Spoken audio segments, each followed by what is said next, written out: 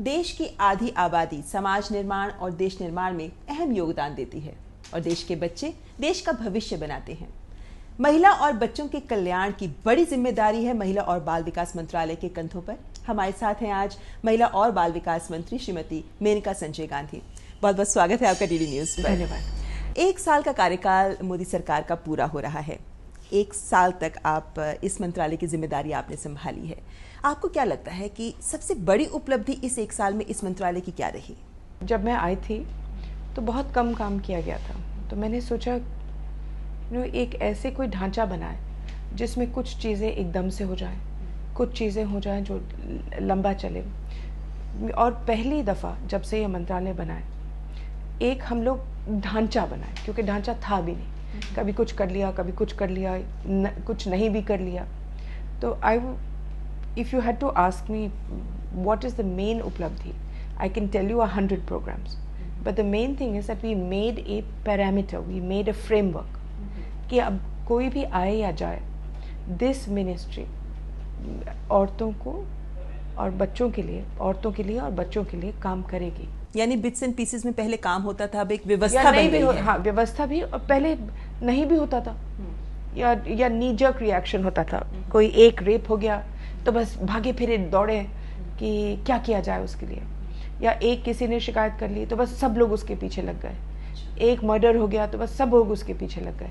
लेकिन कोई व्यवस्था नहीं थी कि सिस्टम अपने आप काम करे, और सिस्टम काम अपने आप भी, और क्या इम्पोर्टेंट है इसका कोई डेफिनेशन भी नहीं था कि हम क्या करेंगे। आखिर बच्चों में सबसे इम्पोर्टेंट क्या है? मैल न्यूट्रिशन। अगर बच्चे के स्वास्थ्य ठीक नहीं है तो फिर स्कूल वूल तो सब बाद में आता है। पहले तो उसके शरीर को हम देखें। उसकी शरीर को अगर देखना है तो सबसे पहले औरत की शरीर को देखें। औरत की शरीर को देखना है तो सबसे पहले देखें कि शादी उसकी कब होती है। वो देखना है तो पहले देखें कि उसका डाउरी ना हो जाए। डाउरी की व्यवस्था में हम लोग कुछ ना कुछ डेटरेंट लगा दें। अगर उसको पैदा करना है तो हम उसकी प्रोफाइल इतना बड़ा कर दे कि लोग खुश हों कि लड़कियों को पैदा करें, नहीं तो औरत भी नहीं बने, लड़की भी ना बने। तो सब कुछ एक के पीछे एक के पीछे एक पीछे, जैसे ताशों का एक घर बनाओ, एक को गिरा दो सब गिरता है। लेकिन जब हम देखते हैं कि महिलाओं की अगर हम बात करें तो जो पीड़ित महिलाएं होती हैं समाज में, हर जगह हम सब तमाम देशों में देखते हैं कि सपोर्ट सिस्टम बड़ा स्ट्रॉन्ग होता है। हमारे देश में भी इन महिलाओं को सपोर्ट देना ये मंत्रालय की एक बड़ी जिम्मेदारियों में से एक है। वन स्टॉप सेंटर्स की बात हुई है कि ये बनाए जाने चाहिए, इसमें कहाँ तक आगे प्रगति हुई है? जो हमारा पहला सेंटर है वो इस महीने के आखिरी हफ्ते में तैयार हो जाएगा। हमने शुरू किया है रायपुर से, और इस साल के अंत तक हम लोग बना देंगे कई सौ। और मेरा लक्ष्य यही है कि हर डिस्ट्रिक्ट में एक हो जाए। ये एक सपोर्ट सेंटर है, बाकी सपोर्ट सेंटर है व्यवस्थाएं लोगों के मन बदलने का। अब बेटी बचाओ बेटी पढ़ाओ का मैं थोड़ी सी बात करना चाहूँगी। जी ज़रूर। जब हमने शुरू किया था तो मुझे मालूम नहीं था कि कहाँ तक ये दौड़ेगा या चलेगा, क्योंकि इसमें कोई पैसों की ज़रूरत नहीं थी। हालांकि हमने पैसे डाले, इसमें मन बदलने वाली ज़रूरत थी और एक सख्तीपन की ज़रूरत थी। तो हमने शुरू किया रेडियो पर जिंगल्स, टीवी पर कुछ डालना। हमने शुरू किया 100 जगहों को ले करके, डीएम्स को बुला बुला करके उनको ट्रेनिंग देना, उनके लोगों को ट्रेनिंग देना कि क्या चाहते थे। और फिर प्रोग्राम को हमने इतना साधारण बनाया, क्योंकि सरकारी प्रोग्राम अक्सर इतने कॉम्प्लिकेटेड होते हैं कि कोई कर नहीं पाता। तो हमने उनको साधारण बनाया। सबसे पहले मुझे चाहिए था कि सारी डिलीवरी अस्पताल में हो। दूसरा कि अगर कोई पहले शादियां हों बच्चों की तो वो कोई ना कोई हमको शिकायत करे। तीसरा कि अगर कोई लड़की पैदा होती है गांव में तो उसका हम लोग ढिंडोरा पिटवा करके उस बच्चे को वेलकम करें। ये 3 चीज़ों का हम लोगों ने शुरू में किया था। और अब क्या हुआ है उसका नतीजा? शुरू हुआ था फरवरी में और अभी मई चल रहा है, तो 4 महीनों में ये हुआ है जो अजीब लगेगा लेकिन है एक उपलब्धि। वो ये है कि बहुत सारी लड़कियां अनाथ आश्रमों में पहुंच गए इन 100 डिस्ट्रिक्ट्स में। अच्छा। अब आप कहेंगे ये तो बहुत हॉरिबल चीज़ है। हाँ। बच्चे अनाथ आश्रम, लेकिन ये वही बच्चे थे जो कत्ल किए जाते थे पहले। ओह अच्छा, तो बेटी बचाने का काम तो आगे बढ़ा है। बेटी बच तो गई, अब पढ़ाई तक हम लोग ले जाएं। बिल्कुल बिल्कुल। आपने जो ये लेकिन काम किए हैं, अब जैसे कि अमृतसर में 1 महीने में 89 लड़कियां पहुंच गई अनाथ आश्रम में। लेकिन जो खुशी की बात यह है कि 1 महीने के अंदर अंदर वो सब अडॉप्ट भी हो गई। अच्छा, So, ये तो एक बड़ी उपलब्धि है। Both of them combined. तो इसका मतलब है कि हमारे जो 100 डिस्ट्रिक्ट्स जो हमने चुने, जो सबसे खराब डिस्ट्रिक्ट्स थे, जो रेशियो 800 प्लस था टू 1000, वो डिस्ट्रिक्ट्स में 100% इंस्टीट्यूशनल डिलीवरी हो रही, जो कभी नहीं हुआ है 60 साल में। तो ये अगर 4 महीने में हमारी डीएम्स ने किया है तो ये बहुत बड़ी चीज़ है। जी बिल्कुल। इनफैक्ट देश के कुछ गांवों का मैंने भी दौरा किया अभी पिछले महीने में ही, जिसमें हमने देखा कि ज़मीन पर भी लोगों की सोच में एक बदलाव आना शुरू हो गया है। ये आह्वान एक बहुत बड़ी चीज़ है कि बेटी को बचाना है और अब उसको पढ़ाने की मुहिम को आगे बढ़ाना है। लेकिन साथ ही साथ हम ये भी देख रहे हैं मेनका जी कि जिस तरीके से जागरूकता बढ़ रही है, जिस तरीके से हम कानूनों को सख्त भी कर रहे हैं, उस सबके बावजूद महिलाओं के खिलाफ अपराधों में कमी नहीं आ रही, वो लगातार बढ़ रहे हैं। ये हिंदुस्तान में ही नहीं, पूरे दुनिया में ये प्रॉब्लम है। You know, it seems as there is a silent battle between the sexes going on all the time. क्योंकि इसमें अगर अपराध अगर आपका सेक्सुअल नेचर है तो ये हमेशा सेक्सुअल होता नहीं है। 10%, 5% सेक्सुअल है, 95% जो है वो पावर है। मैं तुमसे ज़्यादा ताकतवर हूँ, मैं दुनिया से हारा हूँ, तो मैं अपने से कमज़ोर को ढूंढ करके उसको मारना चाहता हूँ। जानवरों पर, बच्चों पर, औरतों पर ये अत्याचार मर्द करते ही हैं। और क्यों करते हैं? क्योंकि अपने आप इतने फ्रस्ट्रेट हैं, अपने आप इतने दुखी हैं कि अपने से कमज़ोर ढूंढते हैं। तो सोच बदलना ज़रूरी है, सोच बदलना। अच्छा, अब आप ये पूछिए या आप कहेंगे कि कल हमारी बात हो रही थी एक स्वीडन के एम्बेसडर से, और उन्होंने कहा कि ये हिंदुस्तान बहुत मशहूर हो गया है रेप के लिए। तो मैंने उनको ये बताया कि स्वीडन के जो फिगर्स हैं या अमेरिका के जो फिगर्स हैं रेप के, वो हमसे 10 गुना ज़्यादा है।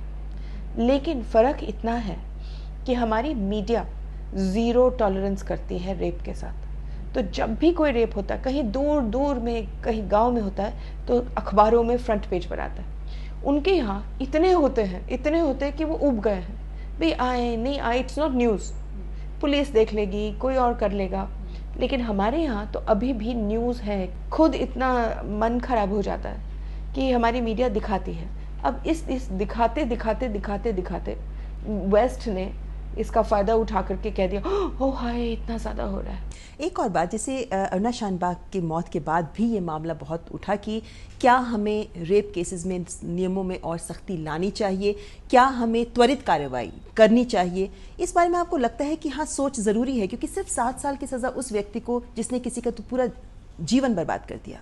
अरुणा शानबाग का केस जो बहुत ही अजीब था, वो था उन दिनों में सोडोमी जो है वो पहचाना नहीं जाता था एज रेप। तो जब उनको टेस्ट किया गया था वो अभी भी वर्जिन थे, तो इसलिए उसके ऊपर रेप केस लगा ही नहीं।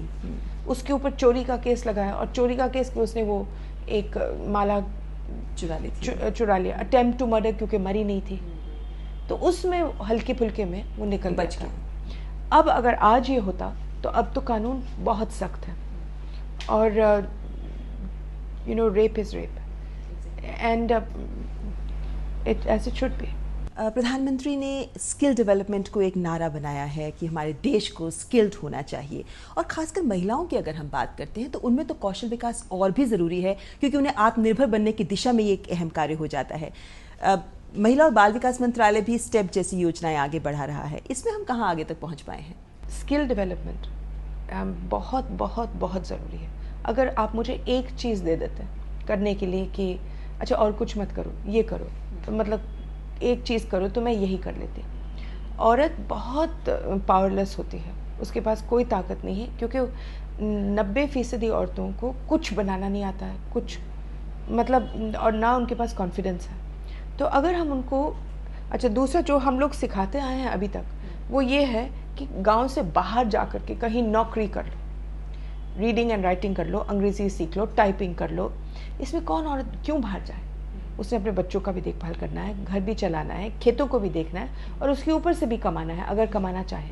तो अगर हम कर सकते थे तो हम गांव में करना चाहते थे। इसलिए स्टेप में हमने शुरू किया है कि हम बहुत सारा पैसा देंगे अगर आप 200 रूरल विमेन को उठा लें, और 200 रूरल विमेन को आप सिखाएंगे ही नहीं, आप मुझे ये बता दें कि उनको आप फिर सिखाने के बाद उनको नौकरियां या आमदनी कैसे मिलेगी, तो मैं आपको पैसा दूंगी। तो इसमें 4,300 NGOs ने अप्लाई किया। मुश्किल तो ये है कि करीबन 3,500 तो फेक निकले, लेकिन आहिस्ते आहिस्ते से अच्छे वाले आ जाएंगे। जब उनको लगता है कि सरकार सीरियस है तो अच्छे वाले NGOs भी सीरियस है, क्योंकि इस देश में अच्छे NGO सरकार के पास नहीं जाते हैं क्योंकि वो घबराते हैं, 10 दफ़ा जाना पड़े, 10 दफ़ा फाइलें देखना पड़े, सालों साल के लिए लटकाए जाएंगे, रिश्वत उनसे मांगा जाएगा, तो इसलिए आदत छूट गई है। ये बहुत एक अहम पहल की है आपके मंत्रालय ने, ये जानने के लिए कि कौन से NGOs फेक हैं, सही NGOs को ही फंड दिए जाने चाहिए। लेकिन जब हम गांवों की बात करते हैं, क्योंकि महिलाओं का स्तर अगर हमें भारत देश में सुधारना है तो गांव की महिलाओं का स्तर सुधारना बहुत जरूरी है। और हम ये लगातार देख रहे हैं मेनका जी कि गाँवों में जो जमीनी कार्यकर्ता है, जैसे आंगनबाड़ी कार्यकर्ता है, उन पर बहुत बड़ी जिम्मेदारी है, क्योंकि सरकार की योजनाओं को वो पहुंचाते हैं उन तक, उन्हें महत्व दिया जाए, उन्हीं की भी पहचान मिले। इसको लेकर मंत्रालय कितना गंभीर है? I agree with you.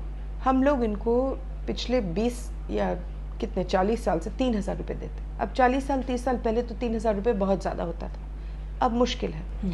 लेकिन जो फाइनेंस कमीशन ने जो पैसा दिया है स्टेटों को, अब स्टेटों को भी जिम्मेदारी लेनी पड़ेगी। अब हम लोग 3,000 देते हैं, लेकिन स्टेट के ऊपर है कि वो और कितना दें आंगनबाड़ियों को।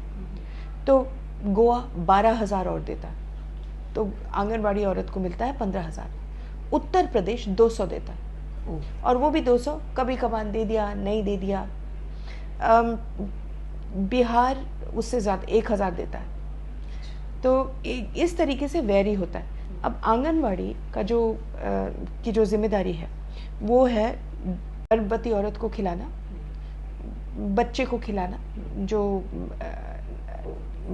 शिशु मतलब 0 से 2 तक, और मेल न्यूट्रिशन बेबी को अस्पताल तक पहुंचाना, और जो क्रैश लगाना, जिसमें से जो औरतें काम कर रही हैं वो बच्चे अपना छोड़ सकते वहाँ।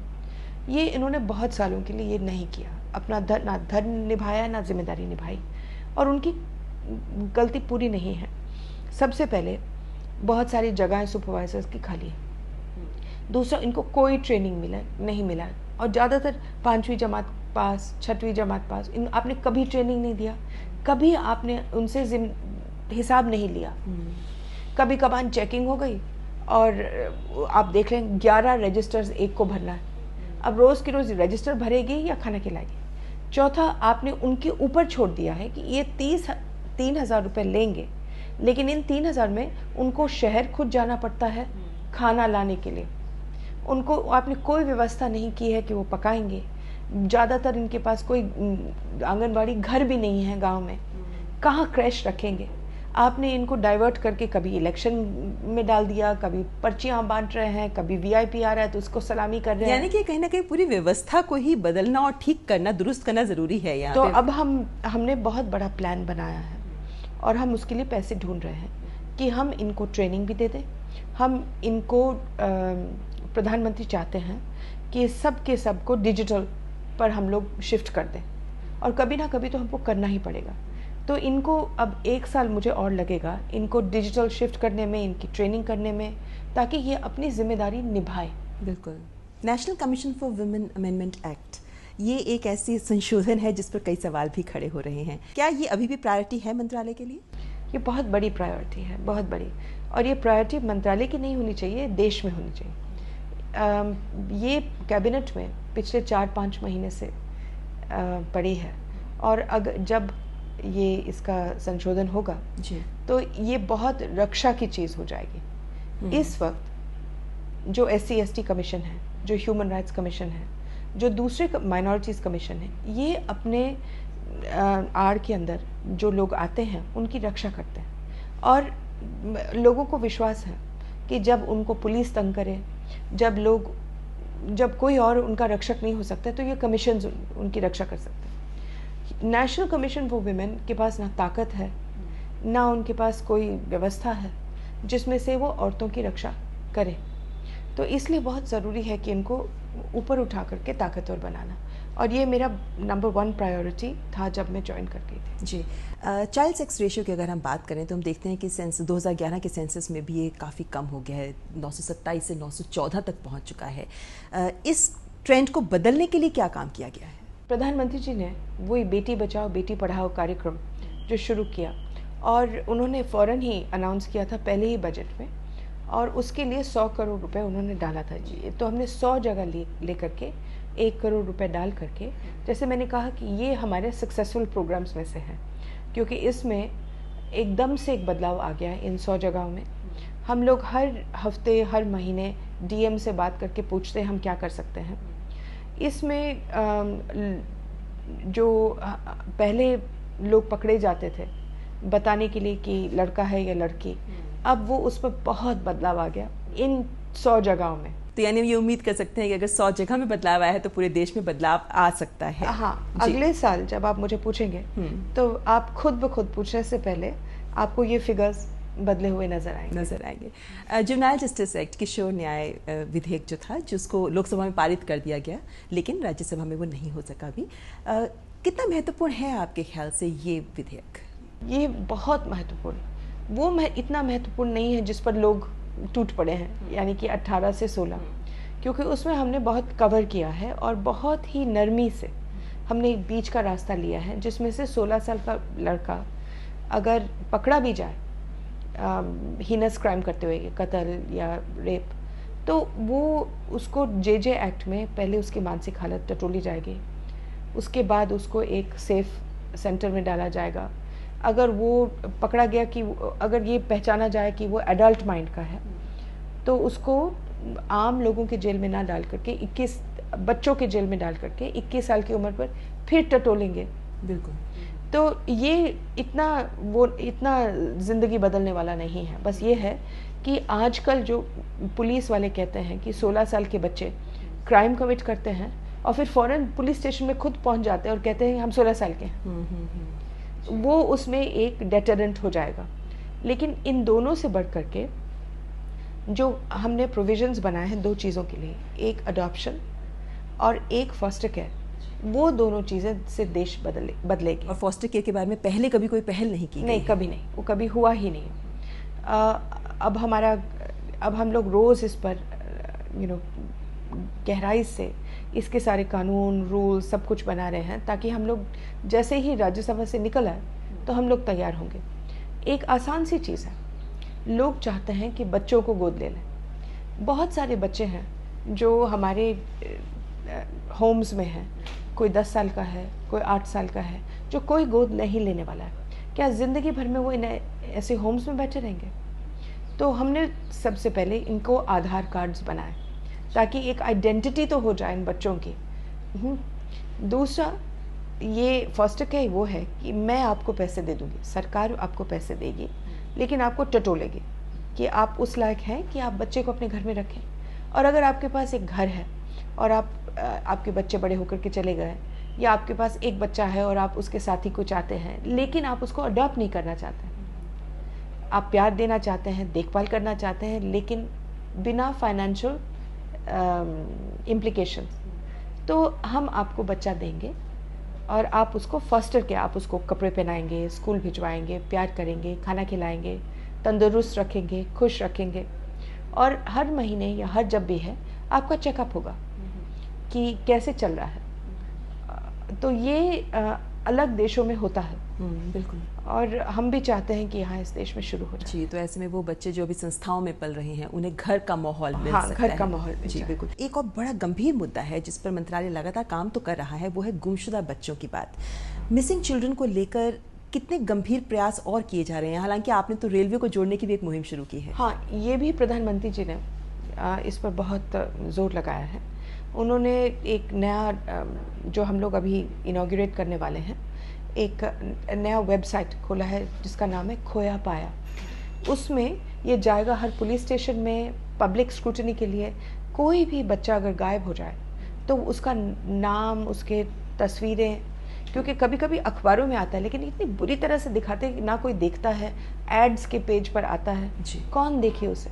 लेकिन this will be open to all, इससे पहले एक ट्रैक चाइल्ड नाम का चलता था, लेकिन उससे एक भी बच्चा कभी मिला नहीं, क्योंकि ना किसी को दिखता था ना दिखाया जाता था, प्रचार नहीं किया गया कभी उसको, प्रचार भी नहीं, और ना पुलिस वाले देखते हैं, क्योंकि हर पुलिस स्टेशन में कंप्यूटर तो होता नहीं है। लेकिन आपको लगता है कि नेशन वाइड भी कुछ कोऑर्डिनेशन होना बहुत जरूरी है? ये जो मिसिंग चाइल्ड है, मिसिंग चाइल्ड, किडनैप चिल्ड्रन, हम और गहराई में गए हैं। जैसे आपने कहा कि हमने ढूंढा कि इसका जड़ कहाँ, इसको बाद में ट्रैक चाइल्ड पर डालें या खोया पाया पर डालें, लेकिन आए कैसे, मिसिंग कैसे हुए, और देखा कि हर चीज़ की जड़ रेलवेज़ है।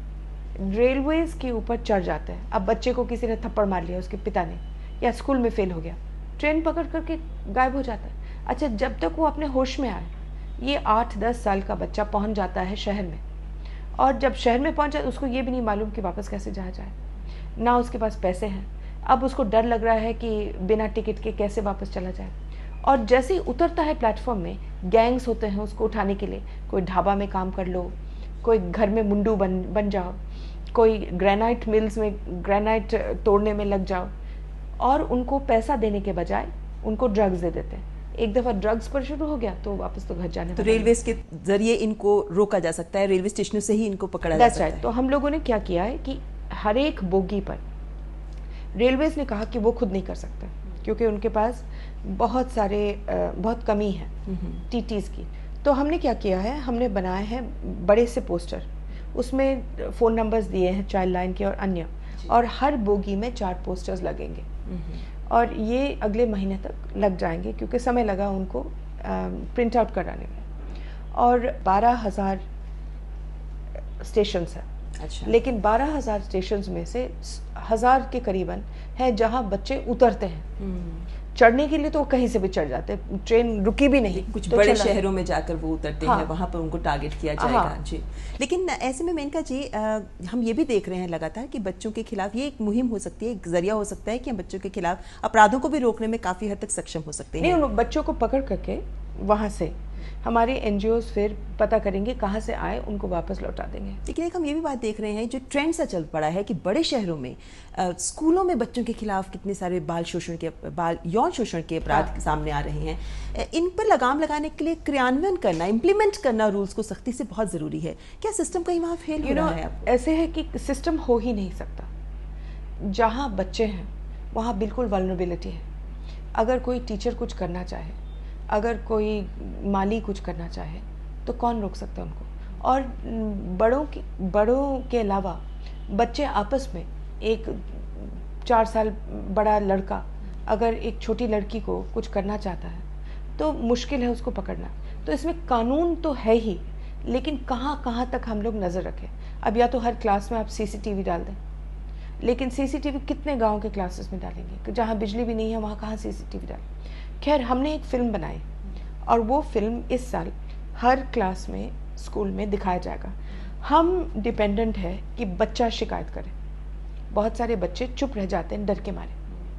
अगर हम, ये जो हमारी फिल्म है उसको नेशनल अवार्ड भी मिला है, और वो इस साल, तो वो फिल्म अब जाएगी हर एक स्कूल में, ताकि बच्चे जागरूक हो इन चीज़ों को लेकर। हाँ, वो भी आवाज़ उठाएं कि क्या, what is good touch, what is bad touch. छूने पर कब आपको नाराज़ होना चाहिए और कब आपको प्यार से रिस्पॉन्ड करना चाहिए, कौन आपको छू सकता है, कौन नहीं छू सकता है। तो ये हम हर स्कूल में दिखाएंगे। अभी एक खबर आई थी कि पक्षियों को आप पिंजरे में नहीं रख सकते, आज़ादी उनका मौलिक अधिकार है। आपका कमेंट? Long overdue. इसको अगर 100 साल पहले कर देते तो कितने लाखों करोड़ों चिड़िए बच जाते। बिल्कुल। अच्छा, आप एक राजनेता रही हैं, आप एक पत्रकार भी रही हैं, आप पर्यावरणवादी भी रही हैं, पशु अधिकारवादी भी रही हैं, लेकिन मेनका गांधी की असली शख्सियत क्या है?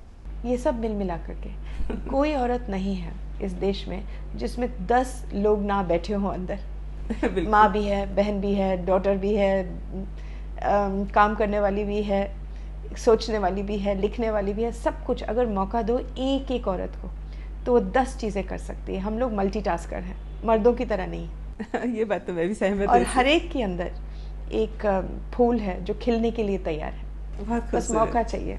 आपने पीपल फॉर एनिमल्स एनजीओ भी चलाई है। अब तो आप इतने व्यस्त रहती होंगे काम में कि आपको अपने पेट एनिमल्स के साथ वक्त बिताने का समय मिल जाता है? जी, मैं पेट एनिमल्स के साथ वक्त कभी बिताती नहीं थी। मैं 36 अस्पताल चलाती हूँ जानवरों के लिए, और मैं 5 अनाथ आश्रम चलाती हूँ बच्चों के लिए। और हमेशा चलाती थी। मैं रगमा की अध्यक्षा हूँ, जी। जो हम लोग किडनैप बच्चों को जो रग ट्रेड में जाते थे, मेरे पास 16,000 बच्चे हैं, तो उन सब में व्यस्तता है। तो हम ये मान सकते हैं कि मंत्रालय ही नहीं बल्कि ये सारी ही चीज़ें ऐसी हैं जो आपका वक्त लेती हैं। ये सोचिए कि एक पूरी जिंदगी। हमारी शुभकामनाएं आपके साथ हैं। हम पूरी उम्मीद करते हैं कि अगले साल जब आपसे मुलाकात होगी तो और बहुत सी उपलब्धियां हैं जो इस मंत्रालय के साथ जुड़ेंगी। रीड न्यूज़ से बात करने के लिए बहुत बहुत शुक्रिया। Thank you.